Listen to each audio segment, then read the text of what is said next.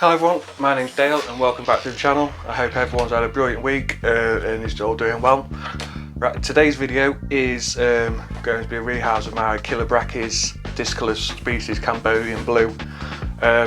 This tarantula was pretty small when I first got it. It was probably that sort of size, and the enclosure that I've put it in, it's a big enclosure. It's probably like so deep, but I only actually half filled it with substrate because I thought that was probably about the ideal amount for it, the size it was.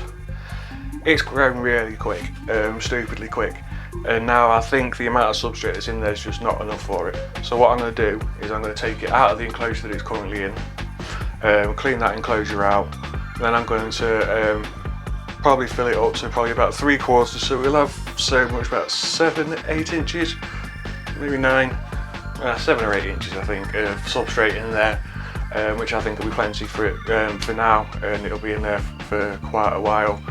So hopefully that will get that sorted. It'll have plenty of substrate and it'll be nice and happy in there. Right, I'm going to stop waffling and we'll get on with this rehouse.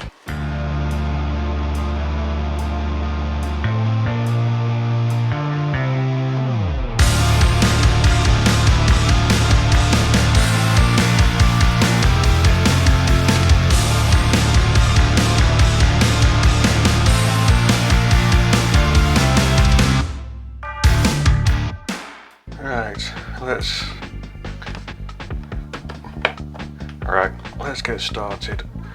First things first, let's get some of this out that we don't really need. You can see he's done quite a lot of webbing, done quite a lot of webbing in there. Let's get all this out of the way. I'm going to dig this tarantula out. I know a lot of people, or some people, I don't know about a lot, but people do flood out their fossorial ones. Personally, I don't like to flood them out. I think that it could end up causing problems. It's like if it gets trapped in there and you're just tipping water in, it could end up getting trapped. So I like to do it this way. I'm not saying the other way is wrong in any way. Just this is my personal preference. So before you start digging it out, what you want to do is make sure you know where the tarantula is. I have looked and I'm pretty sure it's in here. So we'll get started and I'll gradually forgot my spoon, gradually take this out, not too much, and let's just take it out nice and gently and see if we can find him. It's like I know there's a bit of wood here actually, so I'll dig around that a bit. The bit of wood that was in there was his original hide, and as he's dug soil out, he's just placed it on top of this here. So this tarantula will be going back into this enclosure, because like I said, it's big enough. It's just when I first put it in there, I put in enough substrate for it at the size that it was. Just now there's not enough substrate in here. It looks like there's quite a bit, but this bit of wood is taking up quite a lot of space. So yeah, this is the Chilobrachys dyscolus Cambodian Blue. They're very similar to the Vietnamese or Vietnam Blue, it's just these are a lot bigger. They're a fossorial old world tarantula. They get to about 14 to 16 centimetres fully grown. They live, females live 10 to 12 years. Males, they'll live for 2 to 4 years. They like quite a broad humidity actually, these. It's like between 60 and 80. I don't really worry about the humidity too much. I just make sure that I keep the substrate damp. I'll just make sure I'm not hurting the track. There we go. There's a bit of wood. See that that's a bit of wood. It's taking up quite a lot of space in there. Yeah, so they're very fast and they're quite skittish, and they can be very defensive. So now that I'm getting closer to the bottom, I'm going to start being a bit more careful of how I'm taking this out. I don't want to hurt the tarantula. He will now be hunkered down in there somewhere, just hoping that I go away. Yeah, I love fossorial tarantulas, but I wouldn't advise getting the fossorial as a first tarantula, just because this really is, most of the time, is a pet hole. I don't see them very often, but I do love it when I do, because you'll see in a minute they are an amazing looking tarantula. It's like I catch it out every now and again, it'll be out, but as soon as I come in, as soon as the light goes on, he's gone. So I think what I'm going to do now is lay this down, lay it like that, and start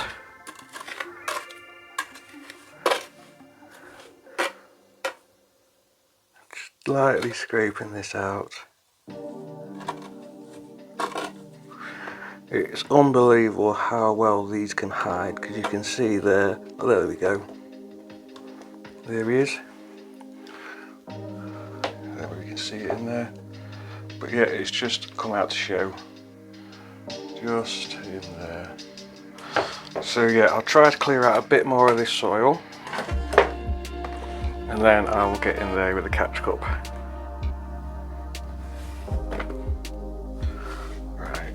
Maybe I'm not going to get any more soil out of there.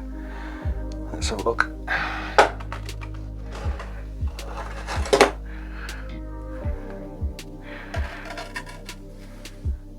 Yeah, I found with fossorial ones you probably have to be a bit more careful when rehousing them, because you've got to get in there and dig them out, and you just need to be aware of where the tarantula is.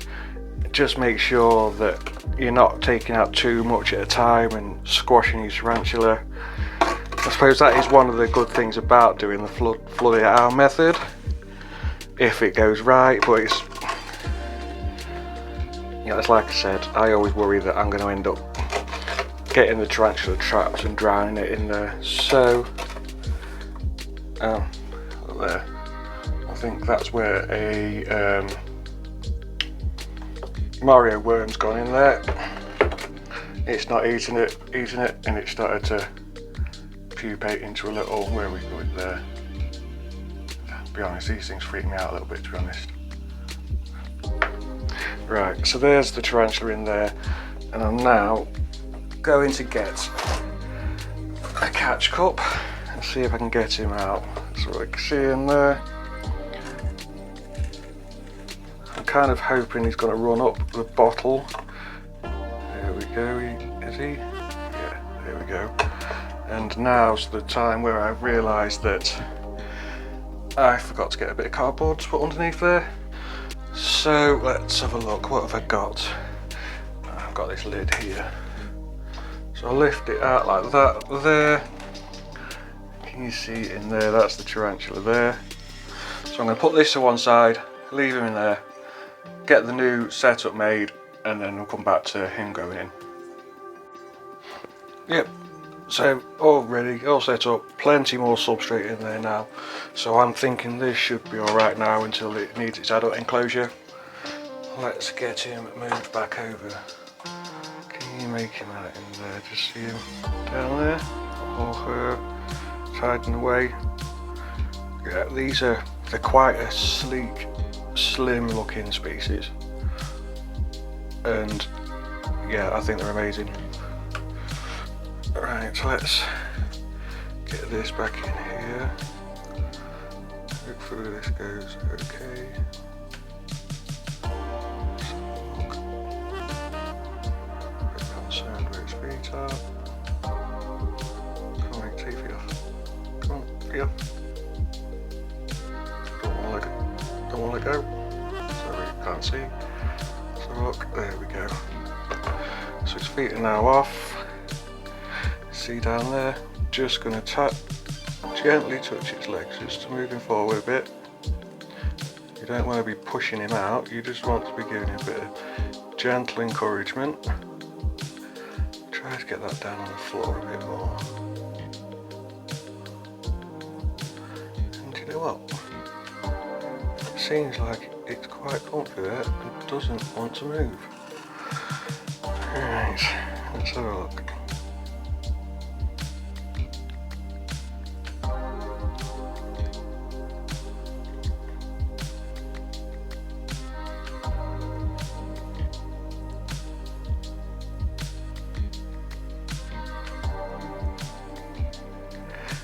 Oh mate, in we go.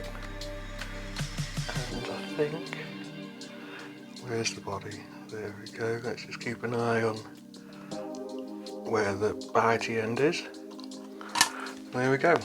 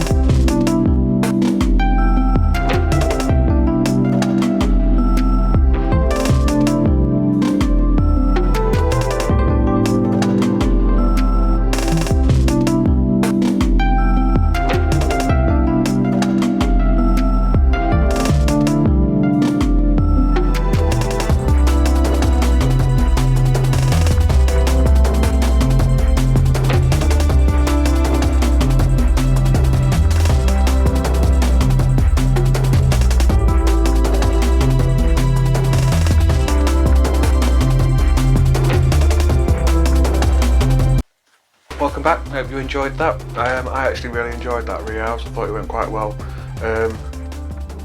As long as you're showing that spider respect, you're taking your time with it, you're gentle with it, you're not pushing it around and forcing it to do things that it doesn't necessarily want to do, just slow things down.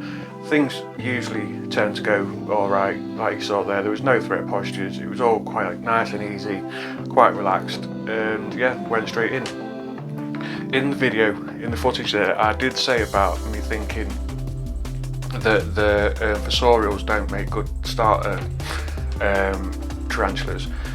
Not everyone's going to agree with me here, but I think when you're first getting into the hobby, you want to be able to see your tarantula, you want to be able to feed your tarantula and see your tarantula feeding. And with a fossorial, you don't see it very often. It's like when I first started and I got my first fossorial, I was always worried about, is it alright in there? What's going on? I can't actually see it. And I think as a newcomer, you are going to panic more. So I think fossorials are one of them things that I love my fossorials, but I think you probably want to get a few tarantulas in your collection, things that you can look at and see. So probably a GBB or a Lasiodora Parahabana, something like that, something that's big and always on show and eats well. I think they're the sort of things you want for your first tarantulas. They've not got significant bites. Yeah, they're hairful because we need to be careful about that, but they're on show. And like I said, once you've got a couple of species like that under your belt, things that you can see, then have a look at getting a fossorial, because you won't be too bothered about the fact that you can't see it or you're not seeing it. You haven't just got a tub of dirt on your side to look at. But yeah, I hope you enjoyed that video. Oh yeah, one more thing. If people could put a comment down below and let me know what you think of the music that I'm using on the videos, because my music choices, it's not necessarily to my taste in music, so I'm not 100% sure what other people think.